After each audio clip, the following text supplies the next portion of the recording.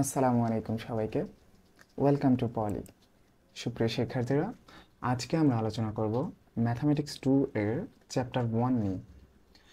Mathematics 2 এর chapter 1 হচ্ছে মূলত তোমার আংশিক ভগ্নাংশ। নাম শুনে হয়তো বুঝে ফেলেছো যে এখানে ভগ্নাংশ রিলেটেড ম্যাথামেটিক্যাল টার্মস তোমাদেরকে সলভ করতে হবে। তো ফার্স্ট অফ অল আমাদের জানতে হবে ভগ্নাংশ আসলে কি। ব্যাপারটা হাস্যকর হলেও তোমরা জানো অবশ্যই ভগ্নাংশ কি। এগুলো আমরা ক্লাস 3-4-এই পড়েছিলাম। তো তারপরেও আমি আরেকবার মনে করিয়ে দেওয়ার জন্য দেখাচ্ছি যে ভগ্নাংশ আসলে কি।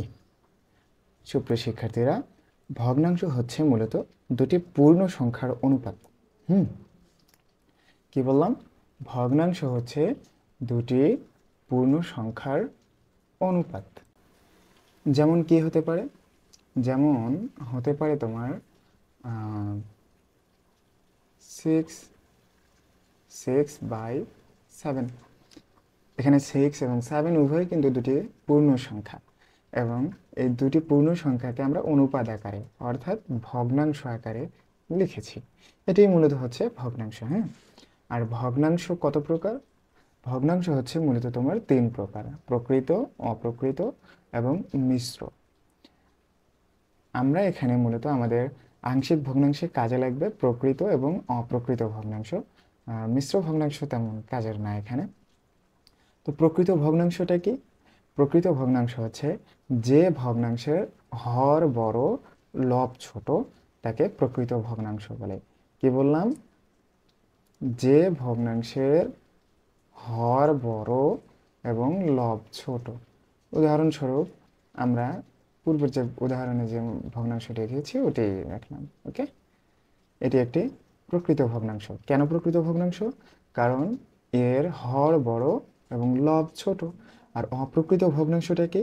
অপ্রকৃত ভগ্নাংশ হচ্ছে এর সম্পূর্ণ বিপরীত, অর্থাৎ যে ভগ্নাংশের লব বড় এবং হর ছোট তাকে অপ্রকৃত ভগ্নাংশ বলে। আর মিশ্র ভগ্নাংশ জানা লাগবে না, তারপরও জানিয়ে রাখি যে একটি পূর্ণ সংখ্যা এবং একটি প্রকৃত ভগ্নাংশের গুণফলকে মিশ্র ভগ্নাংশ বলে। যেমন একটি পূর্ণ সংখ্যা 2 আর একটি প্রকৃত ভগ্নাংশের গুণফল। এটি মূলত একটা মিশ্র ভগ্নাংশ। মিশ্র ভগ্নাংশ তোমাদের এখানে কোনো লাগবে না কাজে। এগুলো কেন পড়াচ্ছি? এগুলো তোমাদের আংশিক ভগ্নাংশের ক্ষেত্রে নিয়মের সময় এগুলো লাগবে আর কি। বুঝতে পারবা, সামনেই জানতে পারবা ইনশাল্লাহ। তো এবার তো আমরা ভগ্নাংশ সম্পর্কে জানলাম। এবার আমরা জানবো যে অধ্যায়টি আমরা পড়তেছি আংশিক ভগ্নাংশ। এই আংশিক ভগ্নাংশ আসলে কি। ওকে, তো তাহলে শুরু করা যাক। আংশিক ভগ্নাংশ কি? আংশিক ভগ্নাংশ কোনো একটি ভগ্নাংশকে একাধিক ভগ্নাংশের যোগফল রূপে প্রকাশ করা হলে উক্ত ভগ্নাংশগুলোকে প্রথম ভগ্নাংশের আংশিক ভগ্নাংশ বলে। মনে থাকবে? দেখো, তোমাদের বইয়ে যেটা দেয়া আছে ওটাকে বাদ দাও। ওগুলো মাথার ওপর দিয়ে যাবে, এটা স্বাভাবিক। এখানে আমি যেটা দিচ্ছি এটাই লিখবে। হ্যাঁ, এবং এটাই মনে রাখার চেষ্টা করবে, কারণ এটা অতি সংক্ষিপ্তের জন্য গুরুত্বপূর্ণ কিন্তু। কি বললাম? কোনো ভগ্নাংশকে, কোনো একটি ভগ্নাংশকে একাধিক ভগ্নাংশের যোগফল রূপে প্রকাশ করা হলে উক্ত ভগ্নাংশগুলোকে প্রথম ভগ্নাংশের আংশিক ভগ্নাংশ বলে। কি এটাও আবার মাথার উপর দিয়ে গেল না তো? আচ্ছা যাক, সমস্যা নেই। এবার আমরা একটি উদাহরণ দেখব। উদাহরণ দেখলেই পরিষ্কার হয়ে যাবে। হ্যাঁ, যেমন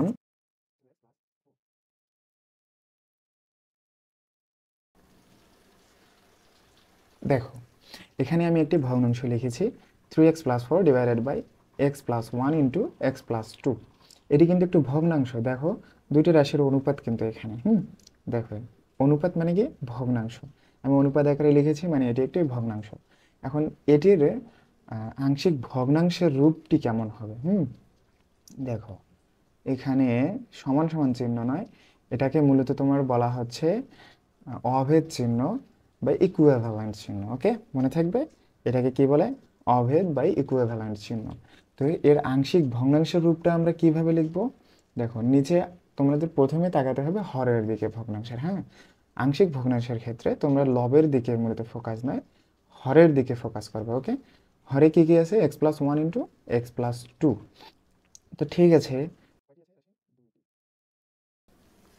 আমি কি বলেছি, যোগফল রূপে প্রকাশ করা হলে এই যে একটি ভগ্নাংশকে, এই যে একটি ভগ্নাংশ, এটিকে একাধিক ভগ্নাংশ অর্থাৎ একের অধিক ভগ্নাংশে যোগফল রূপে প্রকাশ করতে হবে আমাদের। তো নিচে কি আছে, হর, প্রথম হরটি আমরা লিখব এক্স প্লাস ওয়ান,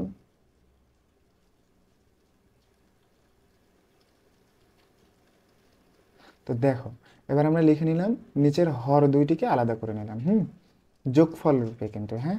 এখন উপরে কি লিখবো, উপরে কি এগুলো দেবো না, উপরে আমরা নেব কনস্ট্যান্ট কিছু, কনস্ট্যান্ট নেব, হ্যাঁ।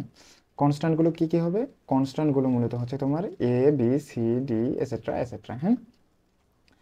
তো দেখো এগুলো কি, এগুলো হচ্ছে কনস্ট্যান্ট বা ধ্রুবক, এগুলোর মান আছে অবশ্যই, তবে যদি বলে তোমাদের যে আংশিক ভগ্নাংশ রূপে প্রকাশ করো, তাহলে এগুলোর মান বের করা বাধ্যতামূলক নয়। আর যদি বলে আংশিক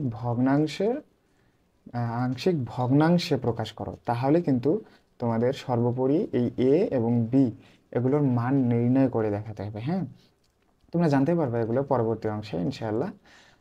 ততক্ষণ পর্যন্ত ভালো থাকো, আজকে এই পর্যন্তই। আল্লাহ হাফেজ।